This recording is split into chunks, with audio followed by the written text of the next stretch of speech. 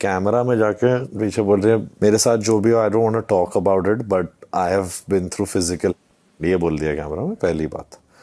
ठीक है, amazing, great. उसका मैं भी बोलना चाहूंगा, मैं कपड़े पहन रहा था, मैं कुछ रिएक्ट नहीं किया। अमाल को मची नेहल से चिढ़। अमाल ने की बसीर संग नेहल की चुगली। वेल बिग बॉस 19 में देखा गया कि यहाँ पर नेहल बार बार अमाल पर एलिगेशन लगा रही है कि टास्क में उन्होंने फिजिकल होने की कोशिश करी। यहाँ पर अमाल बसीर को कहते हैं कि नेहल कैमरे में जा जाकर यही बोल रही है। ऐसे में अमाल कहते हैं कि अगर ये ज्यादा मुद्दा उठा ना तो मैं वॉकआउट कर जाऊंगा क्योंकि अल्लाह देख रहा है, और ये ज्यादा उछला तो मैं डायरेक्ट किसी से नहीं सलमान से बात करूंगा इस बारे में। यहाँ पर बसीर भी कहते हैं कि शिट ये कैसी लड़की है, और ऐसे में मैंने गलती कर दी इसके बचाकर। इससे अच्छा तो मैं वो पावर किसी और लड़की को बचाने में कर देता, फराना या नतालिया या फिर नीलम। यहाँ पर अमाल भी कहते हैं मतलब ये कैसी लड़की है, फुटेज के लिए कितना गिर सकती है।